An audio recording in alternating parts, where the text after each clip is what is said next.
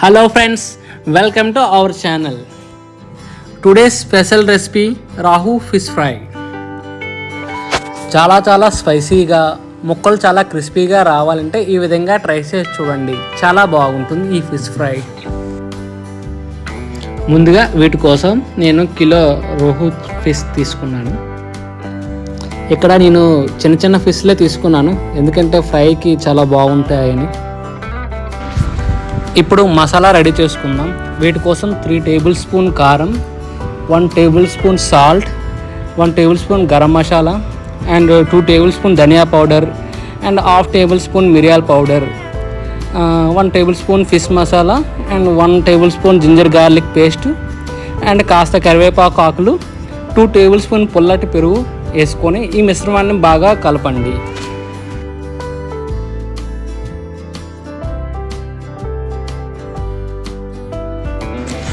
వీటిలో కాస్త 1 table spoon oil వేసి ఈ మిశ్రమాన్ని కొంచెం కాస్త గట్టిగా కలుపుకోండి. గట్టిగా కలుపుకుంటే ఫిష్ ముక్కలకి గట్టిగా పట్టుకుంటుంది. ఇప్పుడు శుభ్రపరిచిన చేపలు తీసుకొని వాటి మధ్యన ఇలాగా కట్ చేసుకోండి. దీనివల్ల మసాలా బాగా పడుతుంది, ముక్క కూడా బాగా ఫ్రై అవుతుంది. ఇప్పుడు ఒక్కొక్క చేపను తీసుకొని వీటి మీద మసాలా అనేది బాగా అప్లై చేయండి. ఎక్కడెక్కడ ఘాట్లు ఉన్నాయో వాటి దగ్గర ఇంకా బాగా మసాలా పడేటట్టుగా వేసుకుంటే మసాలా అనేది ఫిష్ ముక్కలకి బాగా పడుతుంది. నేను చిన్న చేపలు తీసుకోవడం వల్ల కిలోకి మొత్తం 6 పీసెస్ వచ్చాయి. ఇలా ఈ అన్ని చేపలకి ఇలాగే రాసుకోండి బాగా. ఇలా అన్ని ఫిష్లకి మసాలా రాసుకున్న తర్వాత వాటిని ఒక 30 మినిట్స్ మ్యాగ్నేట్ చేసుకోండి. దానివల్ల మసాలా బాగా పడుతుంది ఫిషెస్కి. ఇప్పుడు డీప్ ఫ్రై కోసం ఒక పెద్ద కళాయిని తీసుకొని డీప్ ఫ్రైకి తగ్గట్టుగా ఆయిల్ వేసుకొని బాగా వేడి చేసుకోండి. ఆయిల్ బాగా వేడెక్కిన తర్వాత మ్యాగ్నేట్ చేసుకున్న చేప ముక్కల్ని ఒక్కొక్కటిగా ఈ కళాయిలో వేసుకోండి. ఇది పెద్ద కళాయే కానీ చేపలు ఎక్కువ ఉన్నాయి కాబట్టి ఎట్ ఏ టైం నేను 3 మాత్రం వేసుకున్నాను. ఎక్కువ వేసుకుంటే ఒకదానికొకటి అంటుకొని మళ్ళీ ముక్కలు విడిపోతాయి.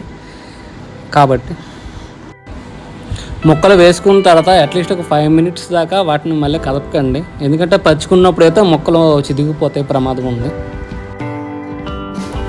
ఇలా ముక్కలు బాగా వేగిపోయాయని మీకు అనిపించిన తర్వాత ఒక గరిటె సాయంతో ఫిష్ని ఒక పక్క నుండి రెండో పక్క తిప్పుకొని అటుపక్క కూడా ఫ్రై చేసుకోండి. కాస్త నెమ్మదిగా తిప్పుకోండి, మళ్ళీ ముక్క పగిలిపోతే మళ్ళీ చేపలాగా ఉండదు. ఇలా రెండో వైపు కూడా తిప్పుకొని 10-2 మినిట్స్ ఫ్రై చేసుకుంటే రెండో వైపు కూడా ఫిష్ బాగా వేగిపోతుంది.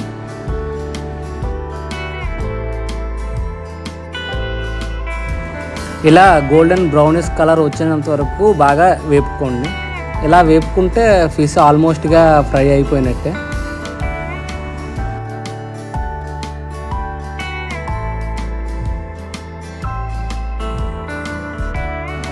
వీటిని ఒక్కొక్కటిగా తీసుకొని ఒక ప్లేట్లో పెట్టుకోండి.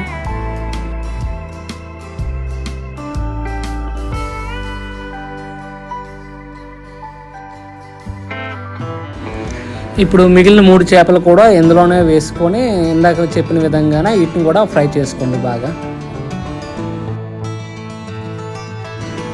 చేపని ముక్కలుగా కోసుకొని ఫ్రై చేసుకుంటే ఒక రకమైన టేస్ట్ ఉంటుంది. ఇలా మొత్తం ఫుల్ చేపని ఫ్రై చేసుకుంటే ఒక రకంగా ఉంటుంది. మీరు కూడా ట్రై చేయండి ఈ విధంగా, చాలా బాగుంటుంది ఆ ఫిష్.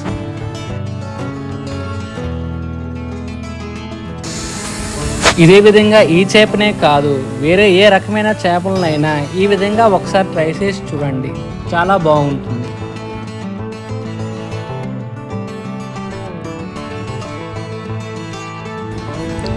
ఇక్కడ ఇలా ఫ్రై అయిపోయిన ఫిష్ పీసెస్ను ఒక ప్లేట్లో తీసుకొని వాటిపైన ఒక నిమ్మకాయ ముక్కను పిండి కాస్త ఉల్లిపాయ ముక్కలతో తింటే చాలా సూపర్గా ఉంటుంది.